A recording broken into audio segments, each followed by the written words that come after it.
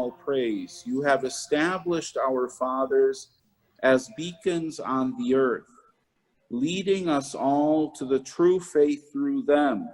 O most merciful Lord, glory to you. Glory to the Father, and to the Son, and to the Holy Spirit, now and ever and forever. Amen. The preaching of the apostles and the teachings of the fathers have confirmed the one faith of the Church, which she wears as the garment of truth. Woven from the theology from on high, as she faithfully imparts and glorifies the great mystery of devotion. The topic, I think a lot of our theology really flows out of the experience of the early church. That group that we refer to as the fathers of the church, who might be, I guess there might be a little bit of a question as to who they are, what they did, why are they important? And so what I'm going to do this evening is just to share a little bit about kind of the structure of this period of church history, and at least point out some of the movements, some of the reasons, some of the individuals, and primarily so that you can then go and look for more information. Many of the writings are available online.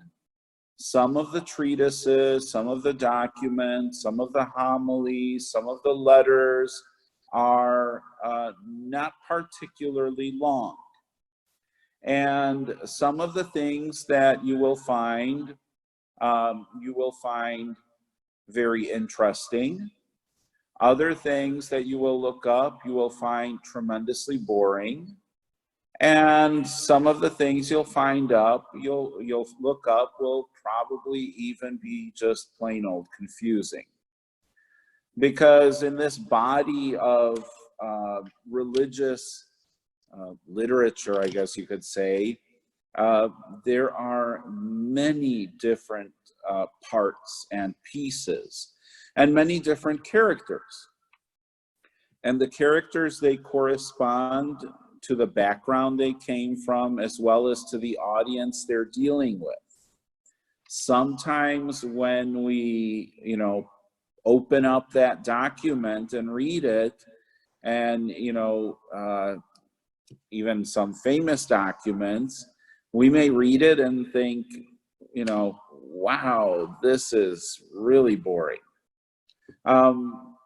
Because there is a context. So certain pieces of literature that we read, from 200 years ago or even 100 years ago may be difficult for us to comprehend because we no longer think that way. That may not be our approach. And so some of that is going to happen also with this body of literature, which is a very large body, which is also segmented. And so, I thought at first, I was going to create a graph, how they have kind of like a family tree. You start at the top and it's Jesus Christ, and then apostles.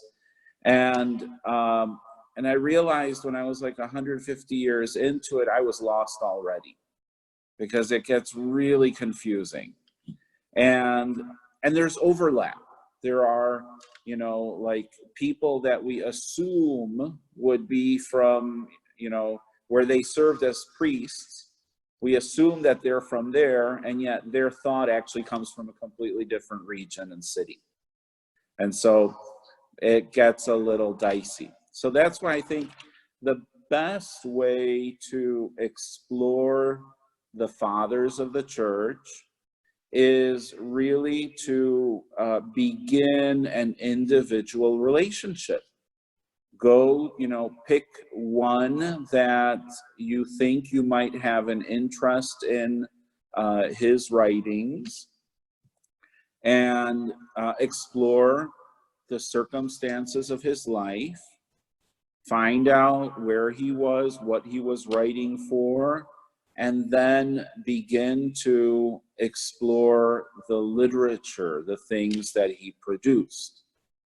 Now, and I say, of course, this is church fathers, but the reality is there is also a large body of works that are written by church mothers.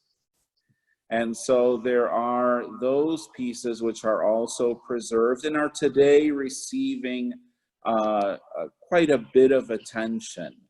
And most of them come from a monastic setting. And they're not technically, you won't find them in the same books. So I have right here, I have this big old book, and this is the Nicene and Post-Nicene Fathers. This is volume 12. And so Nicene and Post-Nicene Fathers means fathers from the year 325 up to usually about the year 400. And and this is volume 12, so you can imagine. And a lot of the people who are in here, frankly, I have never heard of. And now this text, it's it's a text for study. And so I think anyone who, I geek out on this. I've got the whole set. It's from 1895, and it's in nice, flowery Victorian English.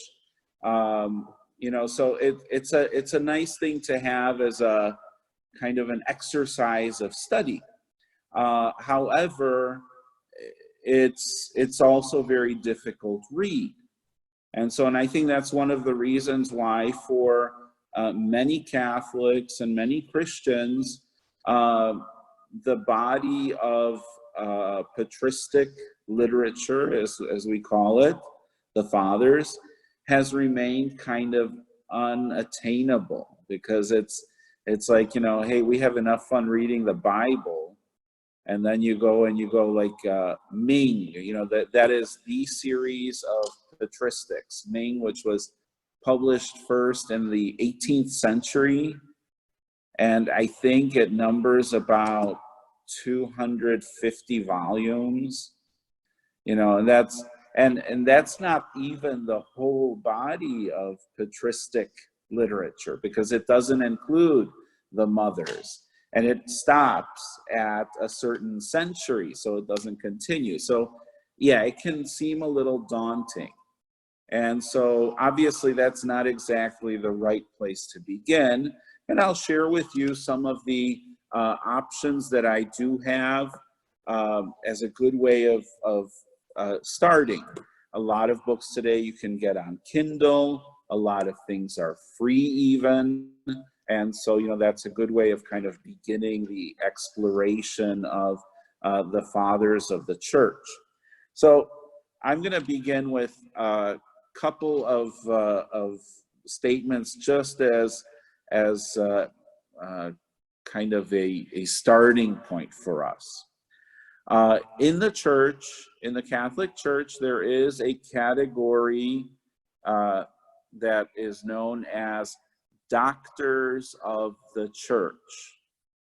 Okay, so I looked it up, and the definition I found on the website of the United States Conference of Catholic Bishops is: Doctor of the Church is a title given to saints recognized as having made a significant contribution to theology or doctrine through research, study, or writing.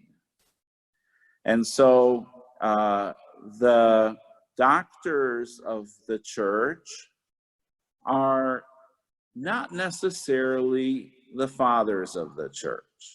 Okay, so some fathers are recognized as doctors of the church, but not all doctors of the church are fathers of the church.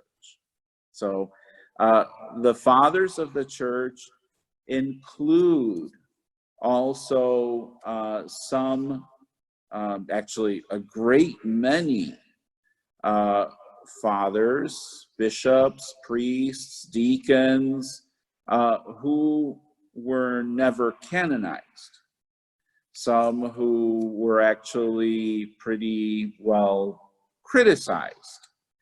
And so the body of patristic literature does not always come from a place which is, you could say, completely theologically sound.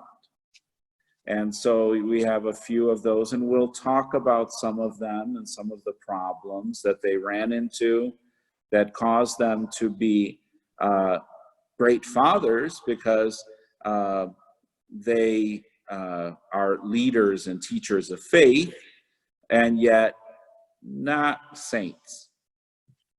So the next foundational statement, where do we get this term, father of the church? Or, and this is when we talk to the church fathers, fathers of the church, and their body of literature, which is called patristic. And patristic comes from patros, which means father, the word for father in Greek. And that can be accredited to Saint Irenaeus. Saint Irenaeus was one of the first, himself father of the church, who referred to other teachers of the faith as fathers. And so in his equivalency, he saw that father is teacher and son is student. And so, so that's where we get that term. It was at one time limited to only men. However, I would say most historians and theologians have generally become more accepting. It's not an exclusive club. And we would consider also other types of fathers within the same group. So for the historians, the fathers of the church, this patristic era that historians will speak about, for the Greek fathers, that ends with Saint John of Damascus, who died in the year 754. There is a specific reason for it.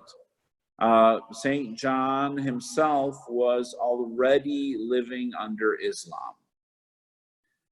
He was one of the counselors of the city of Damascus, and was the representative of the city in their dealings with Muslim invaders who conquered the city. And so basically with the advent of Islam, a lot of the traditional areas of patristics come under the influence of Islam, and life becomes more difficult. Now, does that mean that patristics, that theology somehow ceases? No, because theology does continue, and many theologians will say, you know, there are other fathers who continued in that tradition of the fathers, should be included in this kind of an approach, but are not. And you know, and so that it's an arbitrary list. Again, it's not a closed community.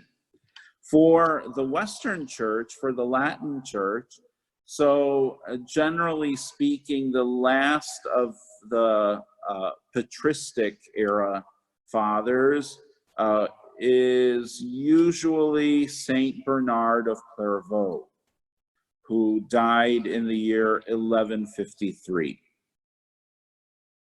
And as to why the cutoff is there, I think it probably has more to do with the beginning of the Middle Ages and things changing a little bit as far as the structure of the church, because in the year 1054 there was the schism between East and West, and so he is basically 100 years after the schism, and some of the theological concerns that are common between the Greek fathers and the Latin fathers, that commonality was no longer there.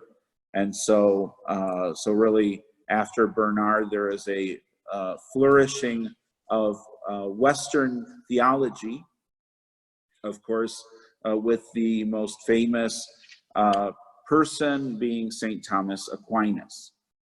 So if we're looking at this period, and I'm going to even further, limit the period to the first 5 centuries of Christianity, because I think within that period there is more than enough to explore and digest and become familiar with.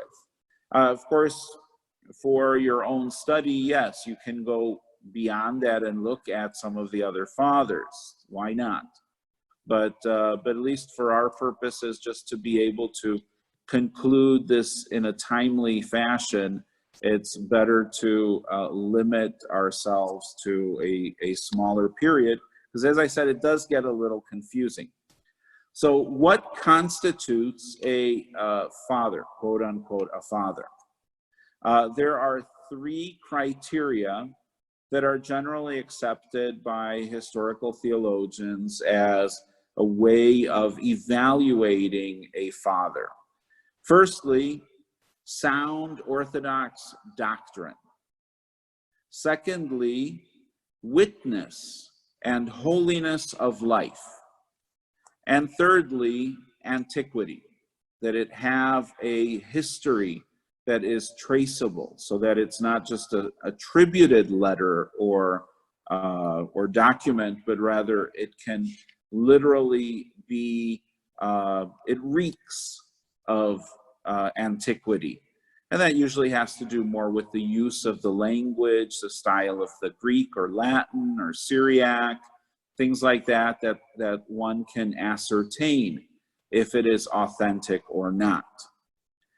And so let's begin then with the first period of patristic literature. So in the 1st century, we begin right after the apostles. We begin with what is called this small group of saints known as the Apostolic Fathers. And the Apostolic Fathers some are known, and some of the texts that are from that period are written anonymously, or we do not know who wrote them.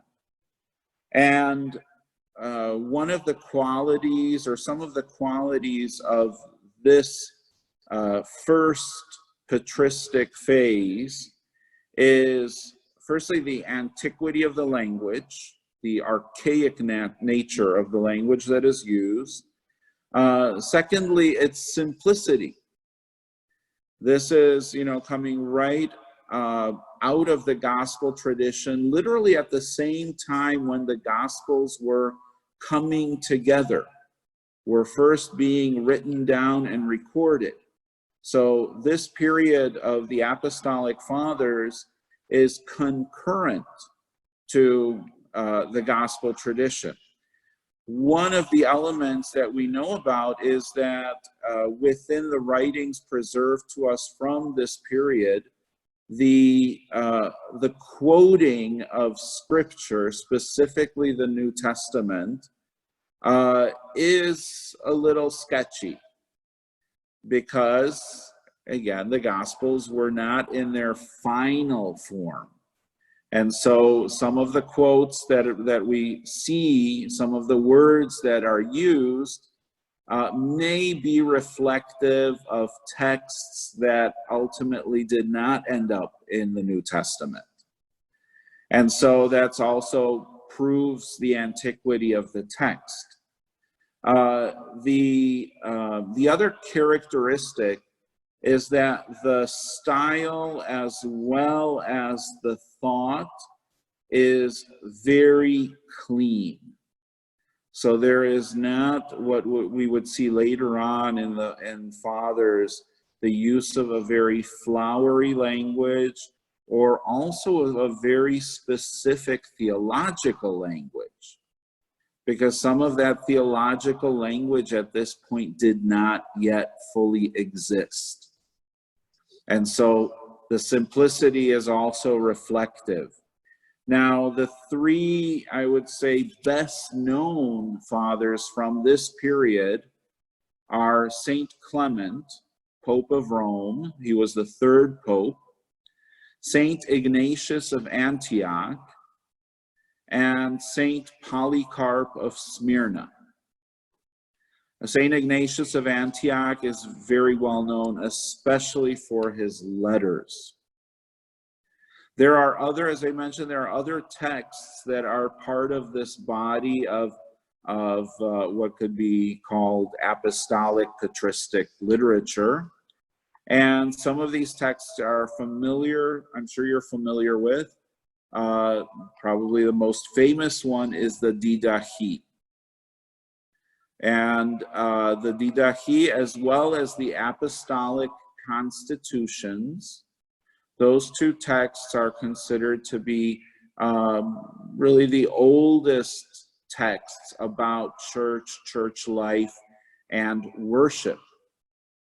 And then other texts which are also from the same period is the Epistle of Barnabas, as well as a document that is called the Shepherd of Hermas. Shepherd of Hermas, that's one of those texts where I think you have to have an acquired taste for it. And so this is where we see a little bit of that variety. Didache reads very nicely, for example, very clear. The Shepherd of Hermas has a different author, a different style. It's not quite this, not as impactful. And of course, that is, my personal experience or an opinion, but it's okay to have it. This is not like, when you read the gospel and, you want to object to something Jesus said, that's a little different. But this, as far as these texts are meant to teach faith, they're supplemental to the gospel. They are meant to enrich the experience of the individual. Within the same period of the first century, we also have a group of authors who are known as the apologists. And this style of religious literature continues up to this very day. The apologia is supposed to be a defense of faith.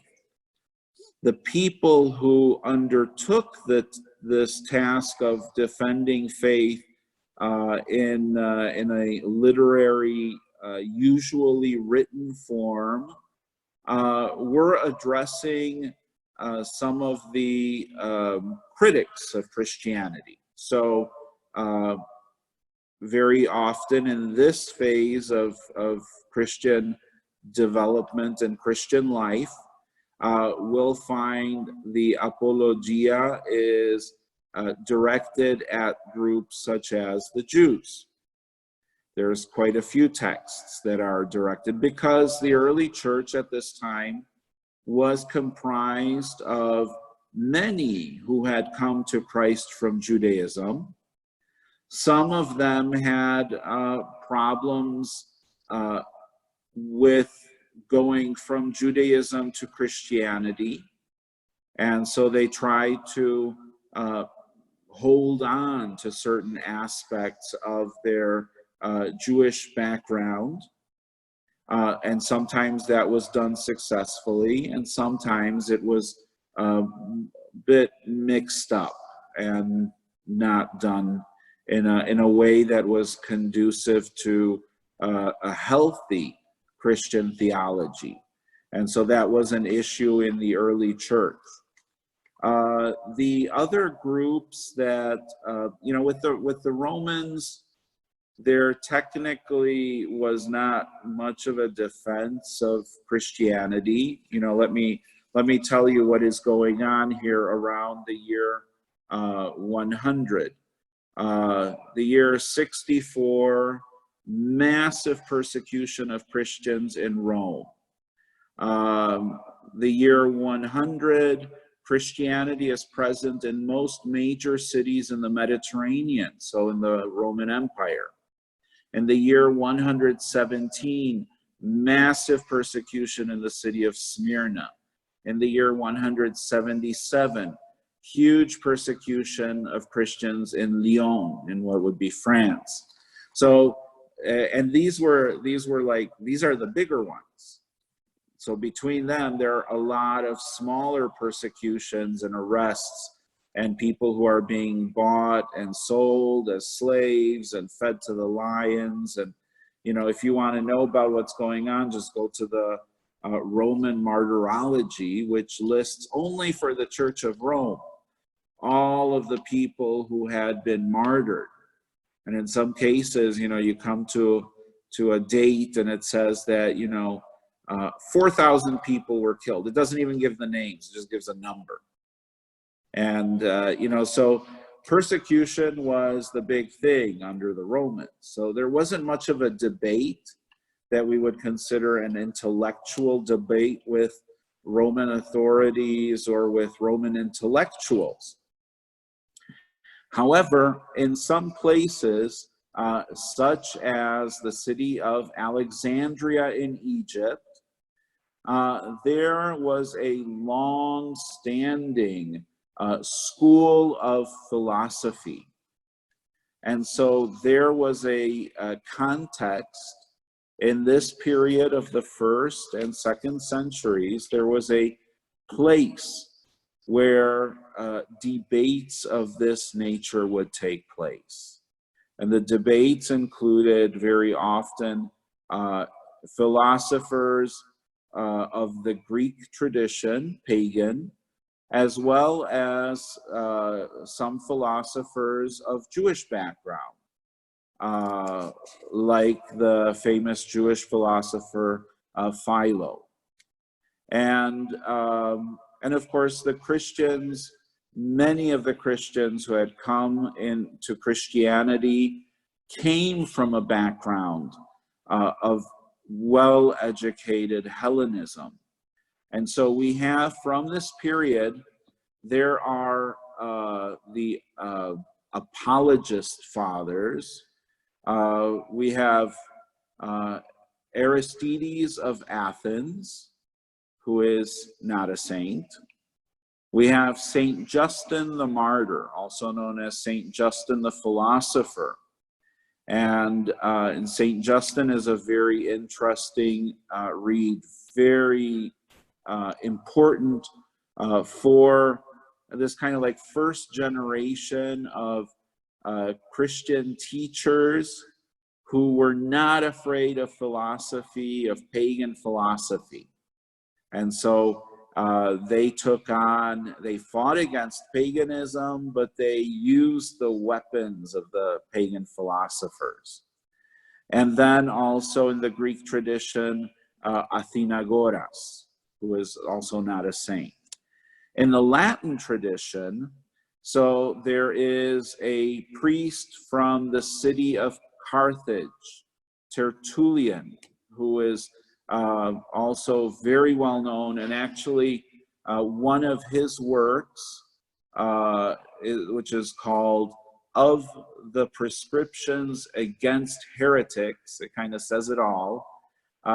He gives us a synopsis of the teachings of many of those who were outside of the church. Now, Tertullian is one of these examples where you read his works, and they're of incredible theological depth. He grasps the faith and knows how to use the words to express deep realities. And, we're talking about someone who's living a mere 100 years after Jesus. And yet, Tertullian himself, unfortunately, became a schismatic.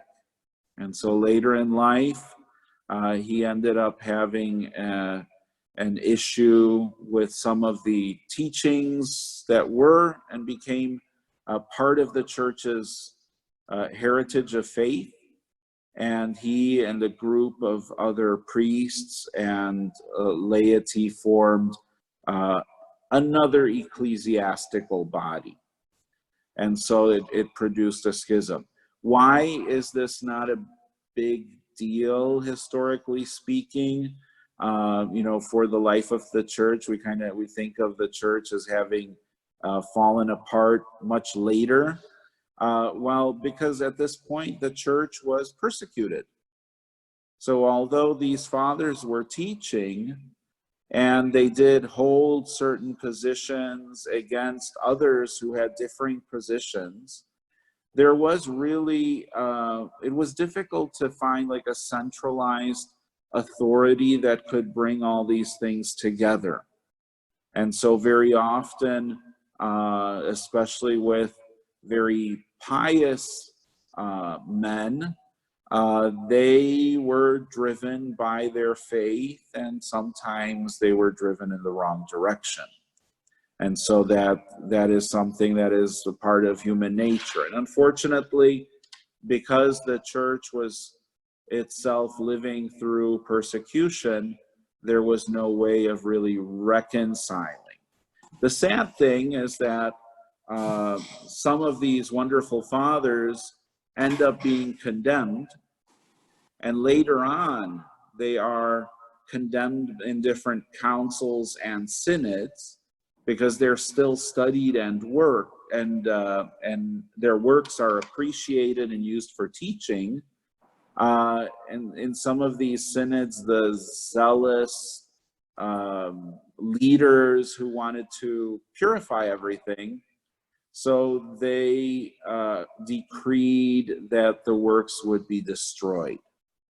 And so many of Tertullian's works we do not know about. We know only those that were considered orthodox, so of sound doctrine. And however, we can suppose that some other works that were good also were destroyed in this kind of purification of the church. With Tertullian, though, is not the only one in this situation. Now, in the other groups within this first century, second century patristic phase, we have being written at the same time, and this is not patristic, but we can't ignore it. We have to mention it. We have the Gnostics who are writing their so-called Gospels. And the Gnostic Gospels are pseudo-Gospels, so fake or false Gospels. The Gnostics themselves are a mixture of Christian faith with ancient Egyptian elements. There were many different groups and subgroups of Gnostics, but some of their beliefs were held in common. For example, most Gnostics believed that the body was evil. And they also believed that there was a dark God. So you've got a different, it's not a form of Christianity at all.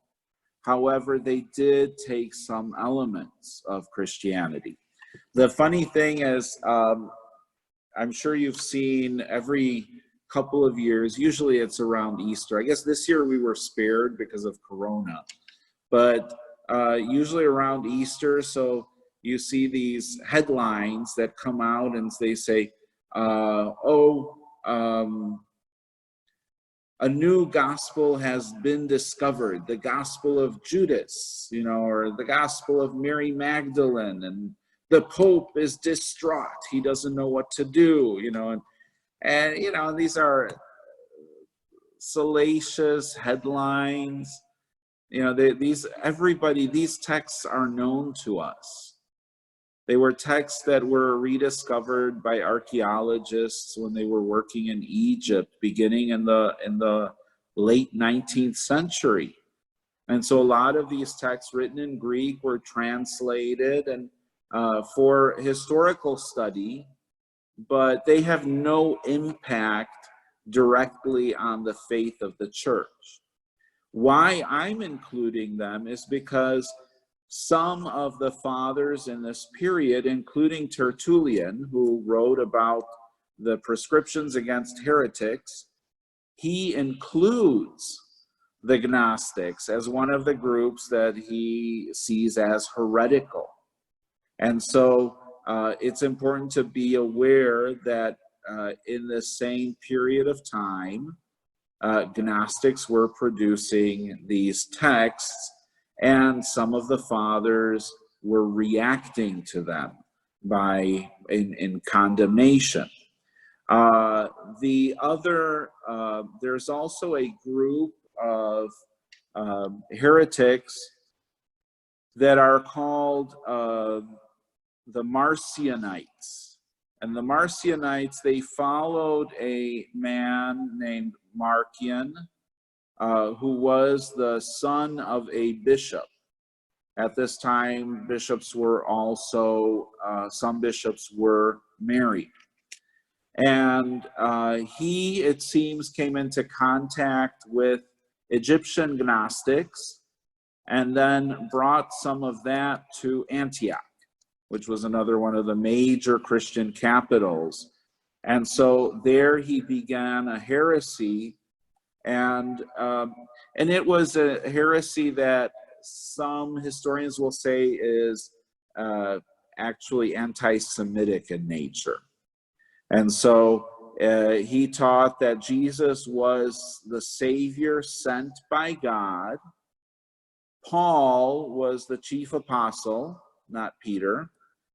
And the Marcionites reject Hebrew scriptures, and they say that the God of Israel is a wrathful God, and he is not the God of Jesus. And so it was it was a little bit of a different take. And then, of course, their conclusion was that the God of Jesus Christ is greater than the God of the Old Testament. So it was, in a way, it was kind of a complete disavowing of any of the Jewish background, including Jewish scriptures. So, and for this, so we will see also, again, the fathers react to this in their attempt to kind of clean it up a little bit. There are also many fathers who we know of because they are quoted by others. And so, for example, we'll come across Papias. Papias, who is also not a saint, is considered a disciple of St. John the Apostle. And of him we have no works, only what is quoted by other fathers from this period and later periods. So at some point, it must have been lost. And then there are other fathers who also became kind of pulled into some of the Antiochian disputes, such as Melito of Sardis and Quadratus. And both of these fathers, we only have little pieces, parts of what they wrote. And so, from this first period, we have a number of different things happening in the church. And the patristic literature is serving different purposes. Saints Clement and Ignatius and Polycarp are bishops of their churches. They are building up the church. And so their writings, their letters are often used to encourage the church, kind of following a methodology similar to St. Paul. And then the apologists who defend the church in intellectual ways, so they use philosophy in their approach to Christianity and their defense of it. And then the reaction to the Gnostics and the Marcionites, that is also comes out of the apologists as kind of a separate event, where they come out also in defense of Christianity and a clear condemnation of heresy. The next period, going into the 3rd century. So what is happening in the Roman world in the 3rd century? So we know that around the year 200, throughout Christian communities in the entire Roman Empire, liturgy is becoming consistent. So what is celebrated in one city is celebrated similarly in another. There seems to be more of a liturgical harmony in the parts of the liturgy or the Mass. Does not mean that the same words are used, because we know, of course, that different bishops and fathers have placed their name to some of the Eucharistic prayers, as well as some of the forms of the liturgy. Around the year 250, there are large-scale persecutions in North Africa, in the city of Carthage, in the city of Alexandria, and once again in the city of Rome. But around the year 250, Christianity is the dominant religion in Asia Minor. So that means the area which is today most of Turkey was, by the year 250, this is still in full persecution, was an area where Christianity was the major religion. And there were already in Asia Minor well-known Christians who were well-to-do, who were in political positions, even titled royalty, merchants, as well as educated classes. We know that in that part of the Roman Empire, some Christian communities already held property. Because that was one of the things that, for example, in Rome, in other areas of the Roman Empire, was not possible. Christians were basically underground, supported by secret members, worshiping in people's homes, really under threat of arrest and persecution. So, and also in the same period, around the year 220, 230, residence in the far outlying military town of Dura Europos, which is in today in Syria, in the middle of the desert, in this little town. A house, a residence, was converted into a church. And it is, for the time being, it is the oldest church that we know of. And we know of it because the iconography inside, the paintings, the images were very clearly Christian, with a baptismal room, with a room for where the liturgy was celebrated. So we're already seeing in the 3rd century a kind of a inconsistency, that in some parts Christians were living rather free, but in other parts Christians were still persecuted. This, of course, it still affects the church and the fathers who are writing and teaching the faith. So in this period, in the 200s, we find the beginnings of what is known as the Catechetical School of Alexandria. Alexandria was very important, as I mentioned before, as a city of culture and learning. It was a city with ancient roots, named after Alexander the Great. So it was kind of the city of Greek, Hellenic ideals and ideas. It nurtured an appreciation for education, art, the arts, the finer things in life. It was a city that one aspired to.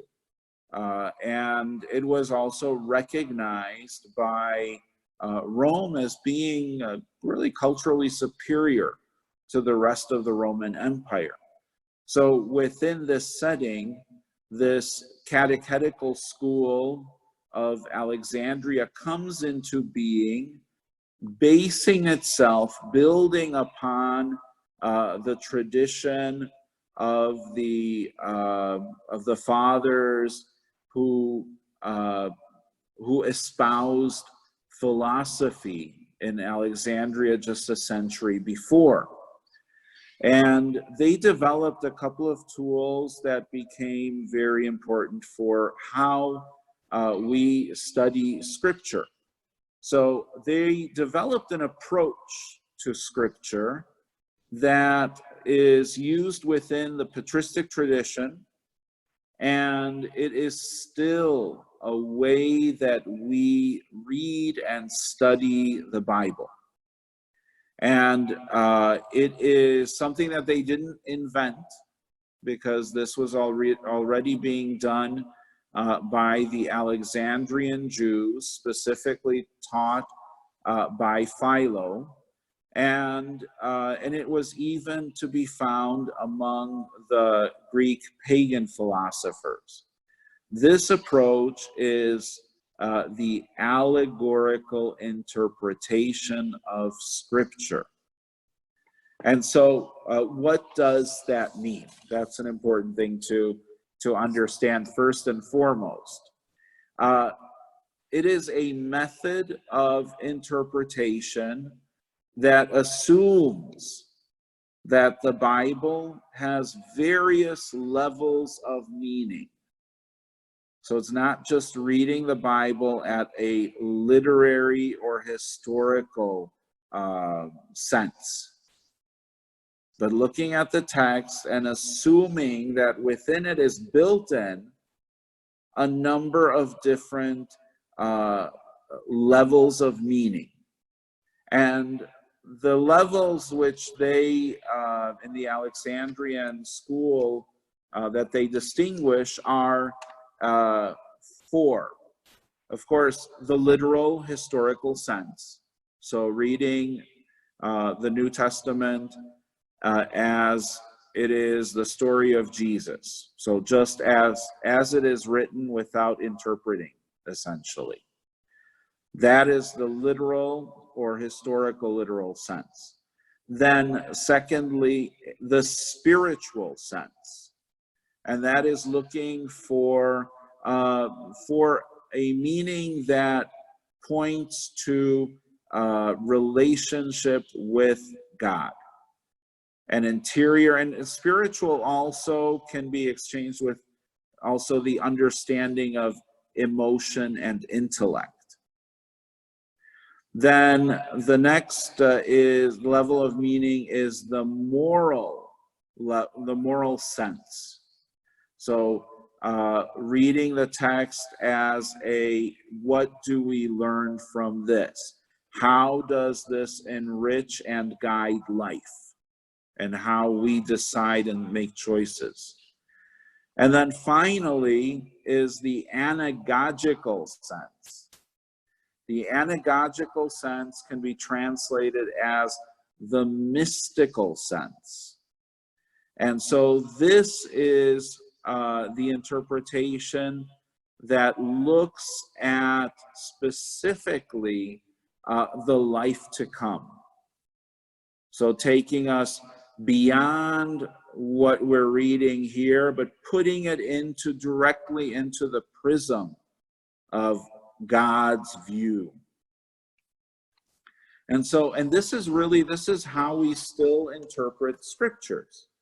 The fathers employed this. They use this very well, these approaches.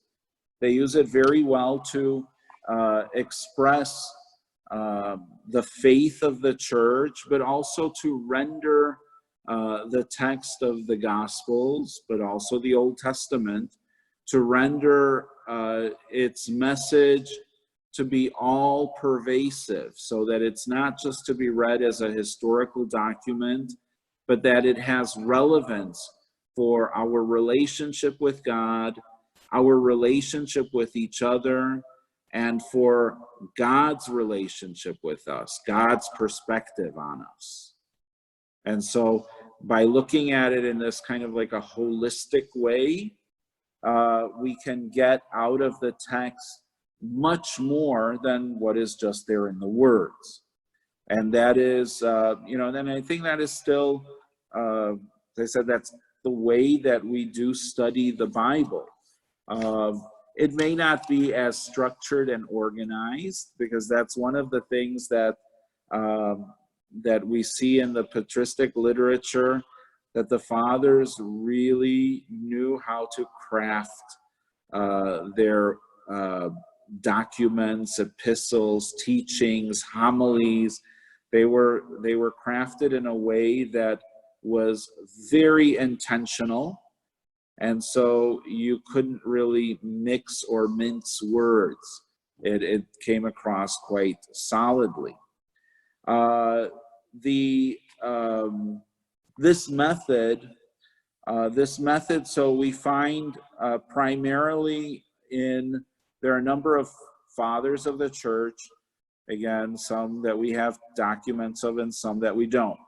Pontamus, who is one of the founders of the Catechetical School of Alexandria, we have none, a big zilch zero of his works.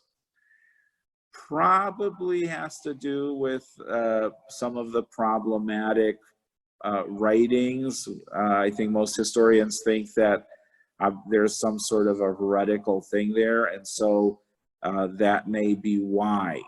However, we do know of his works by quotes of Clement of Alexandria. The other and really most famous product of this catechetical school, product and teacher of this catechetical school, is Origen. And Origen, poor guy. He is, when we study his life, he is, for all intents and purposes, a saint. He lived a holy life. He was very passionate. He tried desperately to become a martyr in his life. His family had martyrs of the church, and Origen ran afoul of some of the church leadership and became kind of blacklisted, and that ended up also affecting how he was interpreted and how people understood some of his teachings. There are, of course, some problematic parts to his teachings because there are different elements. However, part of that is also the reality of just being a church that is in development. Now, there are other fathers, some who are canonized, who are the products of this catechetical school of Alexandria, and that is specifically Saint Alexander of Jerusalem, Saint Dionysius of Alexandria, and Saint Gregory of Neo-Caesarea. And these fathers, this school is really dominates the 3rd century because everybody knew Origen's works. His writings, the ones that we know of, see, and this is one of the sad realities, that many of his works were destroyed by his opponents, by his critics, by those who didn't like him, and that was the way that you took care of theological misfits, and so he was just judged to be too problematic, and the insinuation of heresy rendered him a easy target, and so many of his writings were destroyed. However, what we have is also is wonderful to see and read. At the same time, there were Western writers, Western fathers, and specifically there were also priests. This period in the 3rd century was not a period of Latin literature. It was still developing. Most of the fathers were still writing in Greek. However, we do find a priest from the Diocese of Rome named Hippolytus who did write in Latin, and he is rather well known and quoted because he does address some of the issues of church life and also of worship.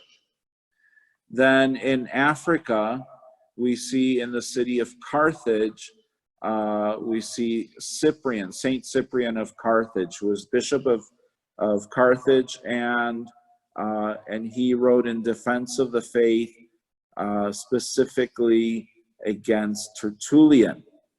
Also, the fathers of Asia Minor and Palestine, who were, similarly of similar background. You could say they were kind of Antiochean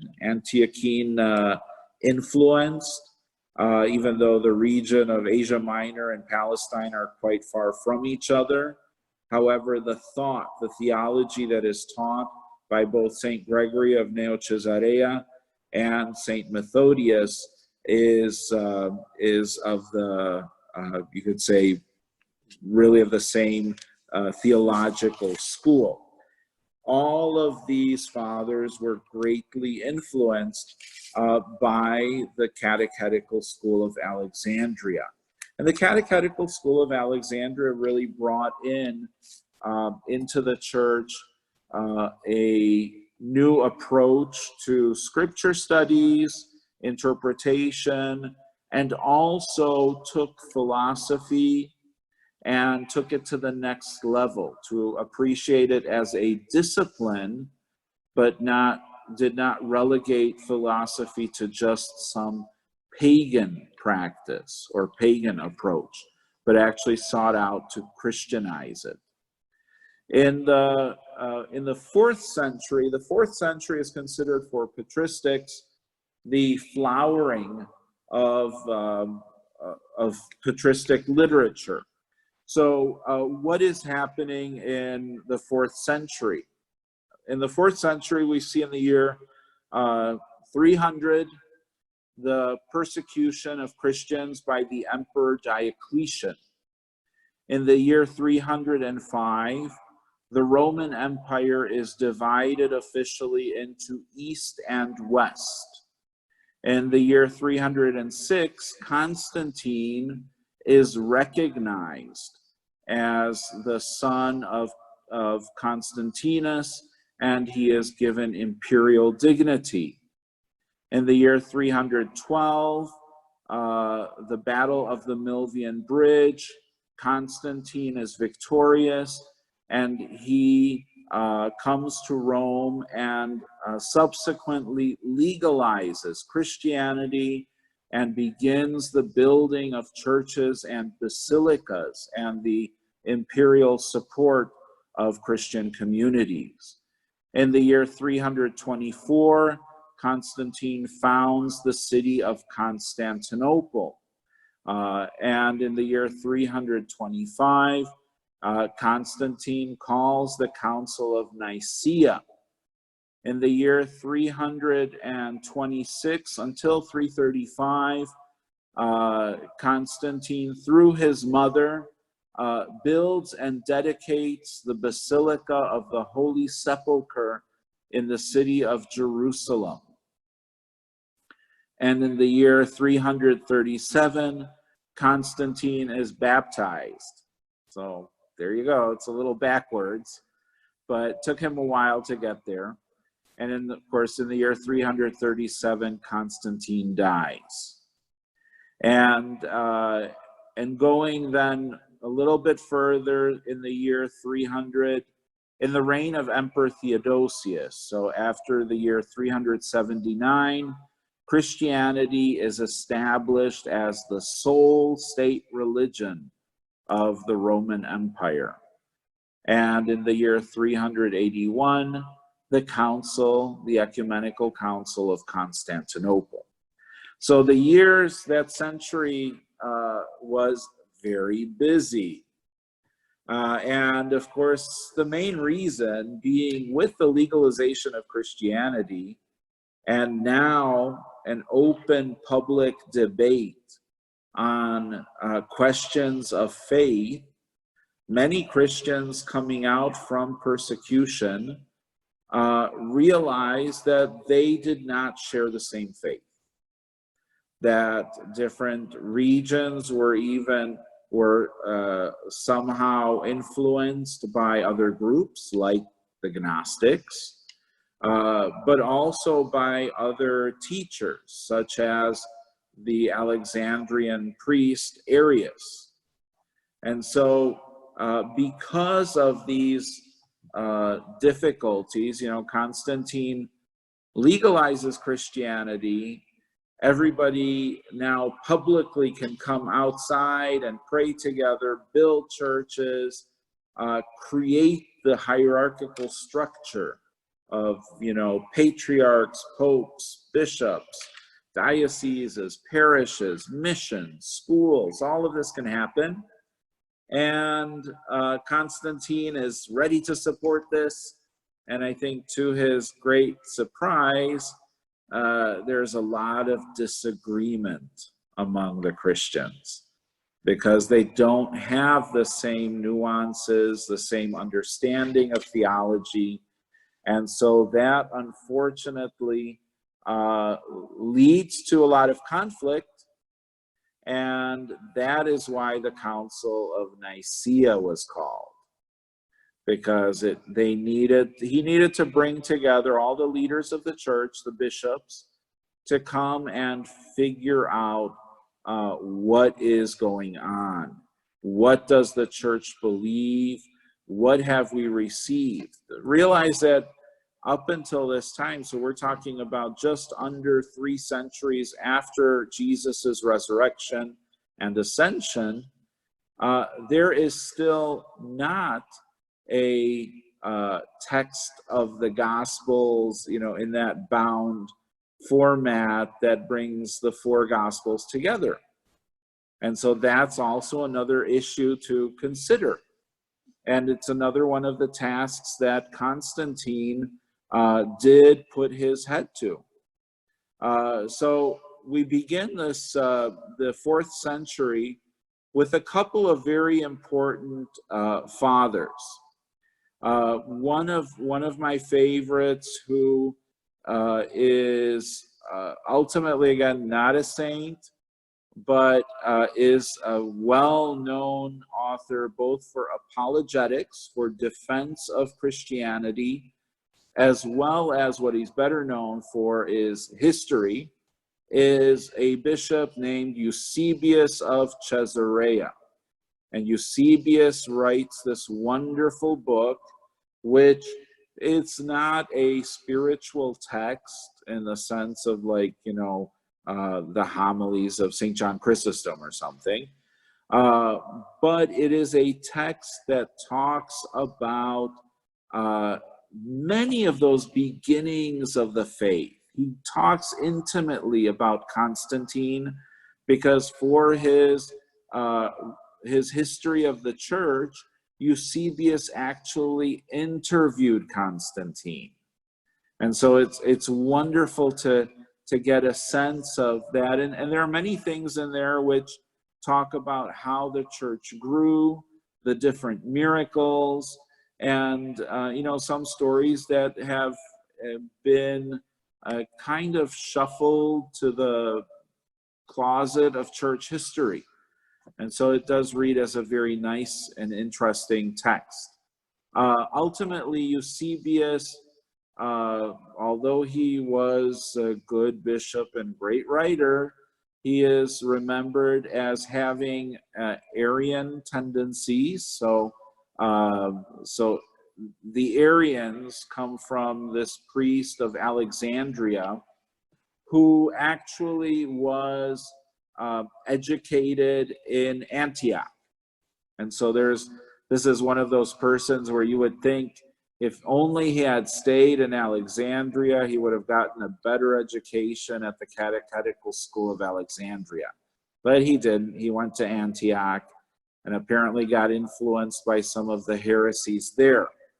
And so Arius taught that Jesus is created in time and he is subordinate. He is not equal to the Father. He is less than the Father.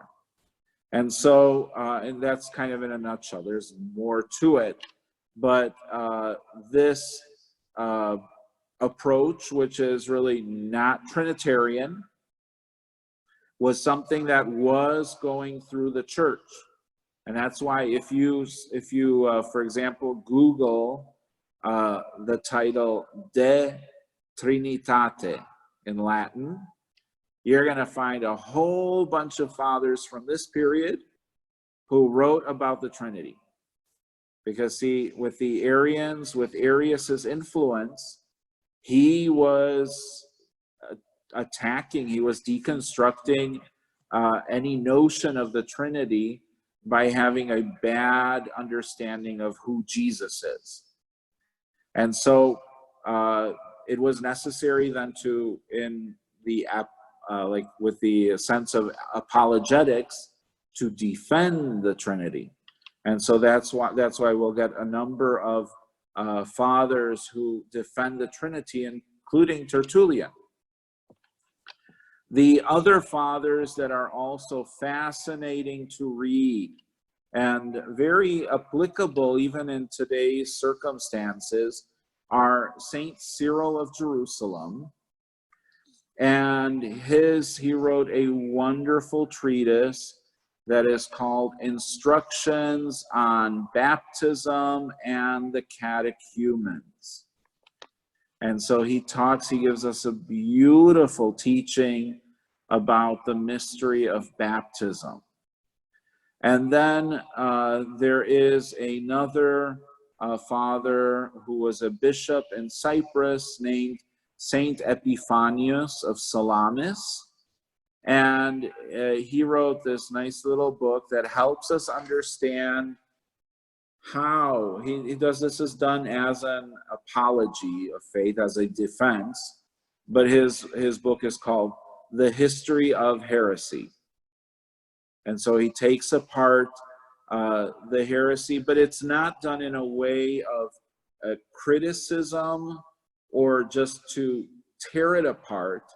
He actually sees in his writing a way of trying to build a bridge to convert the heretics.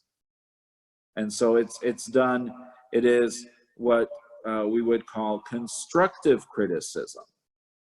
And so, but he does it, he employs it as a way of engaging the opposing side and bringing them to faith. Because, the purpose of the fathers was clear. It wasn't just a, slash and burn all heretics approach, but rather it was reconcile, try to bring them back, convince them, engage them, and in the same time, teach faith so that those who are on the journey and are confused could read this text and know what the true faith is and avoid that which is wrong and heretical. Now, so from this same period, we've got in the 4th century, we also have Saint Athanasius of Alexandria, who is another wonderful and prolific writer, and very, I would say, essential for the understanding of Christ. These are Cyril and Athanasius are both essential to the Council of Nicaea. And the Council of Nicaea, which gave us the creed, which we pray, which is not a prayer, but rather it is a long list of what we believe as Christians. The Athanasius and Cyril, both of them participated in a period of Alexandrian church history called the Christological controversy. And so that was, again, kind of the dispute about who this Jesus is, and then trying to define that. Another famous, well-known father is Didymus the Blind. And Didymus is, his writings are beautifully crafted in the finest of philosophical terminology and understanding. He is a student of Origen. He is doctrinally sound. However, he was accused of being too sympathetic to pagan culture. So he was one of these personalities that came from a well-educated background. He was comfortable in mixed company. He knew how to socialize and engage pagans. He enjoyed, some of the arts that were developed in the Greek pagan society. And that was his downfall, was that he was too friendly with the pagans. And at this time, in the 4th century, not only is Christianity growing, but they've come to this point where the church has many bishops and leaders who are very actively trying to destroy paganism, bring down the idols, bring down the temples, and they're very proactive about it. And so to see this father of the church, who was a bishop, to see him so friendly with the pagans and even appreciating some of the aspects of their culture, that was not a good thing. And he's kind of, you could say, he was like a Renaissance man, but 1,200 years too early. The other fathers, of course, there's Cyril of Alexandria, And then we get into the Cappadocian Fathers from the same period of the 4th century. St. Basil the Great, St. Gregory of Nyssa, and St. Gregory of Nazianzus, and St. Peter of Nazianzus. These fathers were focused completely on Trinitarian theology. And so many of the fundamental understandings that we have of the Trinity come filtered through the Cappadocian Fathers. So if you Google like the Cappadocian Fathers, you'll actually get a list. These are the ones I'm sharing with you are just the most well-known of those fathers. But as I said, there are many lesser-known fathers who also have a great influence on the theology of the church and on the teachings of the church. They're within the same time frame. So, of course, there's the city of Antioch.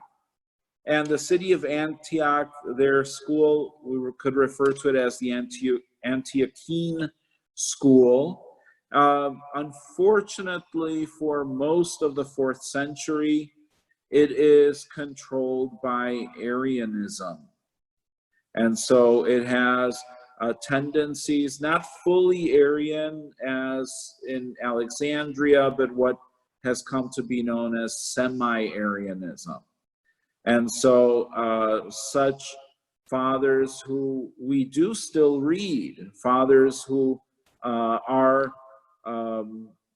whose theological instructions do have great value, they are, well, not saints, like Theodore of Mopsuestia. You'll come across him, he's quoted enough. Unfortunately, he has been condemned of being a semi-Arian. Now, at the end of the 4th century, or towards the end of the 4th century, so we do have one man who comes out of Antioch and becomes what is known as really the father among fathers. And he is also referred to as the golden-mouthed, and that is St. John Chrysostom. St. John Chrysostom was very well educated. He was the only son of a widowed mother. She put him through the finest schools. He knew everything from law, and this would be, enough to make him a lawyer, right down to the fine arts, poetry, rhetoric, oratory, and then, of course, theology. And he was well known for, when he was ordained as a priest, for his lengthy sermons, which not only taught faith, but it fired up the crowds. And these sermons taught very clearly the teachings of the church. He was, though, at heart, he was a monastic. He wanted to be a monk. And he tried it out, ran away to a monastery, and in the monastery tried to do the traditional monastic practices of fasting. And there he wrecked his health. And when he was brought out of the monastery and forced to become the Bishop of Antioch, he was sickly, and he suffered really for the rest of his life from intestinal problems that he developed while he was in the monastery. John Chrysostom is one of those fathers where I think there is something for everybody. There is enough that we have of his. Many of his writings we do not have. However, some of the texts that he wrote especially on the interpretation of scriptures, interpretation of the Psalms. They are beautifully written in this allegorical method. So the approach of kind of, he takes them, and there you could say it's kind of like a rose, and he pulls the levels, pulls out the petals level by layer, and really knows how to weave the ideas beautifully and seamlessly. And that, you know, he is a very good one to study and to pray with. And but also from the same period, we also have the Syriac fathers, of which the most famous is Saint Ephrem. And Ephrem was a deacon, he was a layman, he was a director of religious education, he was a poet, he was a theologian. He loved to, when he preached, he loved to preach in rhythmic beat. Now, of course, that sounds funny because it sounds like he was a rapper or something, but it's in Greek, it's a little different than rap, I assure you. But that was because that was one of the devices that was used by the ancient Greeks also in oratory to engage people, because when speech had a pattern in it, it would become almost musical, and that would entice the listener. And so so he used those techniques. However, what is so remarkable about this is that he was not using those techniques in Greek. He was using it in Aramaic, in the language that Jesus spoke. And so there is that which is very interesting. Ephrem also has a lot of, you could tell in his writing, there's a beautiful sensitivity to Judaism. And a part of that is because at this point, as actually in the time of Jesus, Aramaic was the language used by the Jewish people. It was no longer Hebrew. Hebrew was used only for scripture itself and among a certain educated class that could participate in the temple. But the common language was Aramaic. And so a lot of his expressions in his writings and his homilies reflect an awareness and appreciation of Jewish forms of theological expression in Aramaic. And he died in the year 373, so he is right there within that period.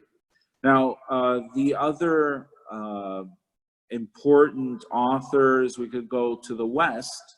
The other fathers are Saint Jerome, and Saint Jerome was the disciple and secretary of Pope Damascus. And so he had access to a lot of the literature of from around the Christian world. And one can tell he does quote other fathers without quoting them. And this was like, so let's just to be straight on this, within the fathers, there is a lot of quoting of other fathers without attribution. In your text, when you see the text or buy a book, there might be a footnote that says this is from this father, but that was not, it was not an illegal thing. It was not plagiarizing. You know, this was just, it was a technique that was used that by inserting the name of the father, it would render the defense of the faith or teaching of the faith weaker. You know, so like take it for example, when you get a book of like today, we buy books of theology, and very often in the theological text, they will mention who said what. And so, and it's a kind of a stop in the text as you're reading it. So instead of reading fluidly, this position, this is what the church teaches, and going on with it, as soon as you insert names of, this theologian, this other theologian, those are all like breaks in that fluidity. And we don't realize it because I think we're used to reading it that way. And we're also sensitive to things such as, attribution. Where does this come from? But at that time, they wrote in a different way. They had a different sensitivity to the text. And so that's where, for our purposes, the footnotes come in very handy, because a lot of these texts have already been researched and cross-referenced, so that, in the footnotes, they can tell you, oh, that's a direct quote from this father, or, so that's why it's done that way. And so Jerome, we know through his writings, and he is very interesting. Out of the fathers of the church, I think he is one of the fathers whose personality really comes through his writings. And it's interesting when you analyze also his translations. So he has a very, very clear, clean, and tight grasp on Greek. So he has no issue working with Greek, although Latin is his preferred language. And, and he may come across sometimes as a little bit of a curmudgeon. He does have his monastic hermit tendencies, and that there is something to it. He is an intellectual nerd at heart, so, and that comes across when you read his writings. They're filled with expressions of his personality, and that's not necessarily a bad thing. The other father that I would like to point out from the West that is very important is Saint Ambrose, Archbishop or Bishop of Milan. And Ambrose is very interesting, because when I studied patristics, I found him tremendously boring. And his style, it's, I don't know, it varies. Some of his writings, the style changes a little. Other writings, it's just really mechanical. It just comes across as a difficult read. However, St. Ambrose is important for a couple of things. Firstly, he does have a liturgy that bears his name. One of the traditional liturgies of the Western Church. It is the Ambrosian Rite, and the liturgy that he composed. And he lives at the same time as St. John Chrysostom, St. Basil the Great, who also composed liturgies. And so, so that's one important thing. These liturgical compositions should be counted in the body of their work. You can actually look at the Divine Liturgy of St. John Chrysostom, and especially like the Eucharistic prayer, and read it and pray it and study it.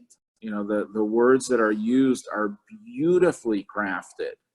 And, and it's completely reflective of John's thought and theology. So Ambrose, in the same way, his liturgy is beautifully written and crafted. He is very important also because in the West, he was one of the main bishops, most important bishops when it came to fighting the Arians. The Arians and the semi-Arians had a lot of influence in the church and in different parts of the Roman Empire. not only in Alexandria and in the East, but also in the West, in Spain, in France, and in Italy.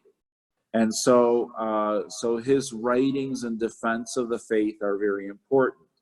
The other father who is also important for the defense of the faith and writing very eloquently about the Holy Trinity, he wrote one of those treatises, De Trinitate, is Saint Hilary of Poitiers.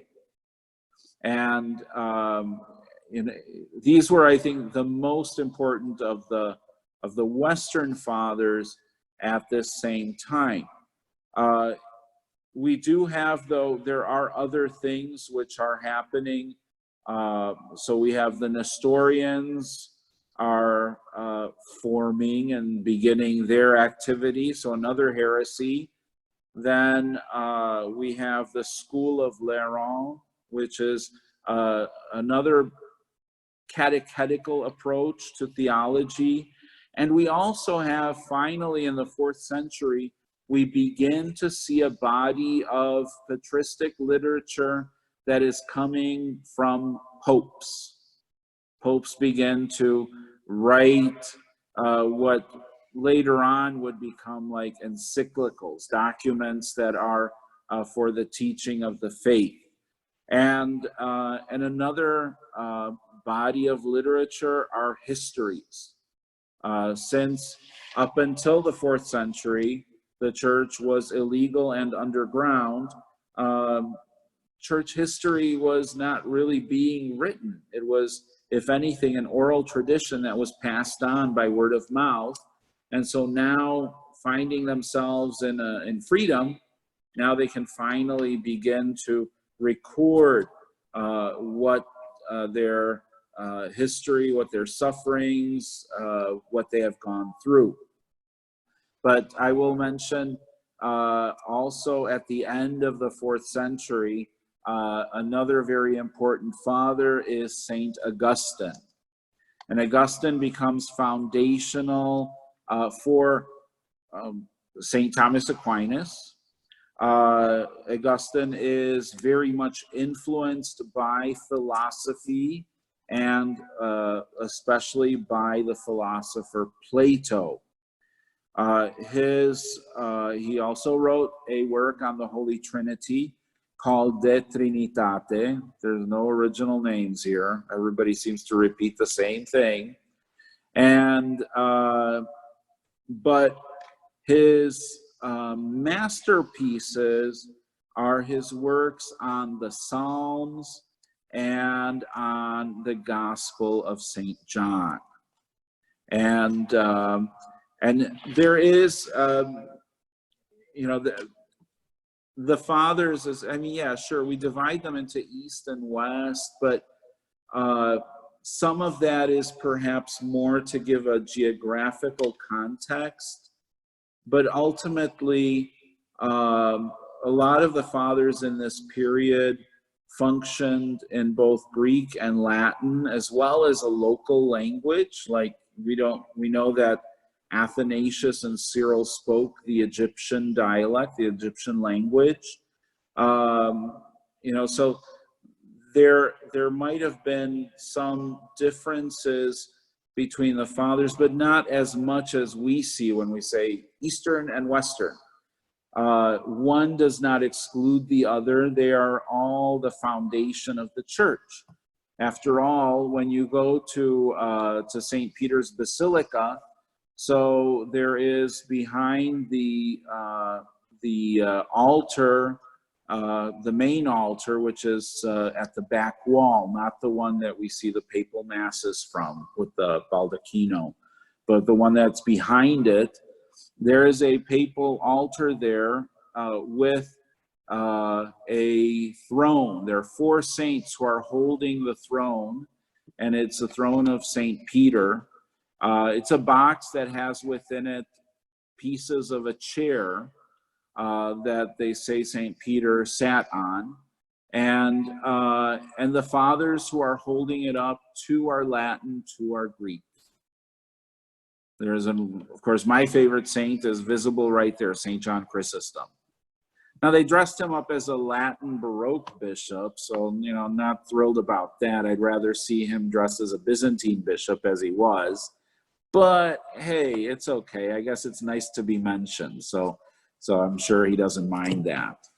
But that's the foundation of the church, you know, so there isn't that distinction that, you know, well, these are the Latin fathers, so they're the ones who are, you know, the Roman Catholic ones, and then the Greeks are, you know, on this side.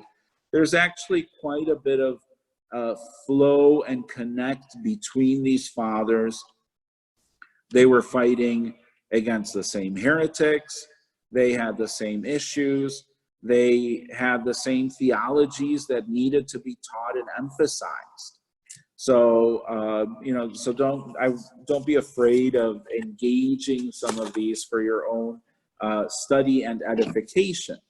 So I brought a couple, you know, interesting ways to look at things. Now, there are things that I didn't get into that technically would be considered fathers of the church. And that is, for example, the wisdom of the desert fathers. And those are texts that come, some of them are sayings, stories. They are recorded from the monasteries in Egypt. Monasticism began in Egypt. And so these little sayings and stories were saved mainly for monks to share with other monks as they struggle in the interior life and in their attempt to die to the world. And so the texts were not included historically with patristics because they weren't about teaching faith, they were about living the life. And yet there's a lot of theology that is in there too. So the wisdom of the desert fathers is one thing. The Syriac fathers, that's another, you know, we have Saint Ephrem, but there are many other fathers of the Syriac tradition who wrote in Aramaic, who are also, you know, worthy to be mentioned, who are from this period. There are also fathers, for example, like the Armenians have a number of fathers.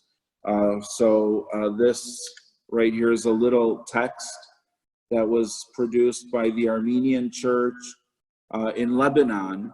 And this is written by one of the great teachers of Christianity among the Armenians, Saint Nerses Shnorhali. Great names.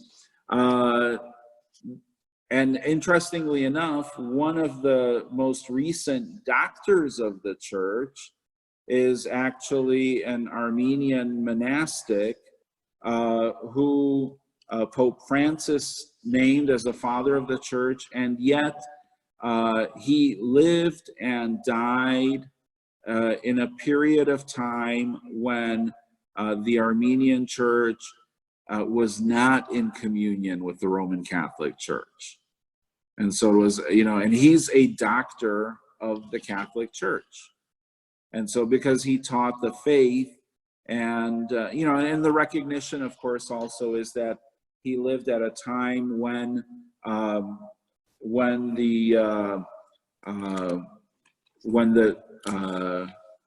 Islam created kind of a barrier between the West and some of the Eastern Christians who were isolated. And he is Saint Gregory of Narek. Very beautiful writing, very poetic. I actually have I have his, it's a big book, but I have one of his treatises. And he has this is his most famous book. It is called Speaking with God from the Depths of the Heart. Looking at other fathers, other texts. So it's a good thing to become familiar with different fathers. This book, Golden Mouth, which is by J.N.D. Kelly, it gives a good introduction to St. John Chrysostom. This book here called Earthen Vessels is by an Orthodox monk named Gabriel Bunji. He's a Swiss monk who has passed away. And he wrote this book, and this is kind of an introduction to personal prayer using the texts of the different fathers. So it has, it's a nice way to get familiar with more fathers at one time. Another excellent book that teaches us, that helps us to know a saint. This is about Saint Athanasius, Champion of Truth, the life of Saint Athanasius of Alexandria. And this is actually by the daughters of Saint Paul. So it's Pauline ministry. So, they wrote, and this is beautifully written up. This book, The Forgotten Desert Mothers. And so this is written about sayings, lives, and stories of early Christian women by Laura Swan. And so it includes, of course, some of the ones that we know, that we are familiar with. Saint Fotini, the name given to the Samaritan woman. Saint Melania of Rome. Saint Macrina, the sister of Saint Basil the Great. She was the founder of women's monasteries. Saint Mary of Egypt. Saint Mary Magdalene. So they're all in here with a couple of other women also from the early church. Then, if you want to get into a little denser topics, this is about the Christological controversies in Alexandria, a good way to meet St. Cyril of Alexandria. This is by John McGuckin. And this is a denser read, but it beautifully gives us the context of the teachings that are heretical, as well as how St. Cyril confronted those teachings. Why is this important?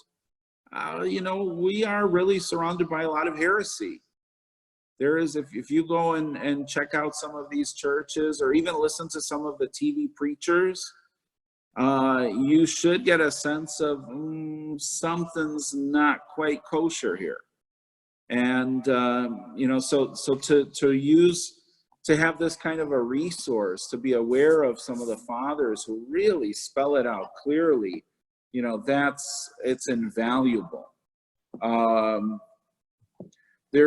bought this book, which is also interesting. It's what the church fathers say about. And it's volume 1. And it's an interesting way to read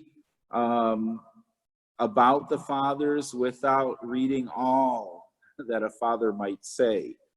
So, for example, here is what the fathers say about proper worship. And it says, and it's quotes St. Augustine, St. Ignatius of Antioch, St. Irenaeus, St. Seraphim, St. Clement of Alexandria, and the Didache. So it gives you little tidbits. This one came out from Light and Life Publishing. And there are a few volumes to it. This is the only one I have, though. I found this at Half Price Books for $4.99. Some of the later fathers, there are books that are published as like single works. So they have a introduction, which tells you about the saint. And then they have the actual translation into English, especially from St. Vladimir's Seminary Press. So this, On Wealth and Poverty by St. John Chrysostom. And they also have published other works of his. And this is based on, there are a number of homilies that are brought together with this theme. His homily on Lazarus and the rich man. But there are other texts of his that are also available. And then I mentioned too that there are fathers who are beyond the period that, you know, some historians will say is the patristic period. And you know, one that is like that is Saint Gregory Palamas, who was the Archbishop of Thessaloniki, and his writings in the 14th century completely line up in style with the patristic style. And his especially for Byzantine Christianity, his writings are foundational for spirituality as well as monasticism. And so so his texts, you know, they're available in these. It's really nice because you get, you know, a book that is readable with footnotes and a little bit of additional information to kind of help get you through it. So I also brought, I mean, there are other texts which are accessible, like this one, The Spirit of Eastern Christendom, which is in the series by Yaroslav Pelikan. He was a famous Lutheran theologian, historical theologian, who came from Czechoslovakia, and later in life, after having produced an incredible amount of historical theology and literature, he became converted to Orthodoxy, and his books are wonderful. He wrote a book on searching for Jesus, searching for Mary, and brought together like all of the historical resources. This is a series called The Christian Tradition, a history of the development of doctrine. And so he's got, the first is like the first 5 centuries. Then this is from the year 600 and goes, since this is specifically about Eastern Christianity, of course it has all of this about the philosophy background and the schools that would be considered the Greek schools. Next week is we celebrate in our church the feast of the prophet Elijah, who is one of my favorite saints for obvious reasons. And Elias is Elijah. That's the same name, by the way, in case you didn't know. And so next Wednesday, I'm going to talk about prophets, prophecies, what makes the prophet. So it's going to be back to Old Testament. So thank you for joining me. Have a good evening.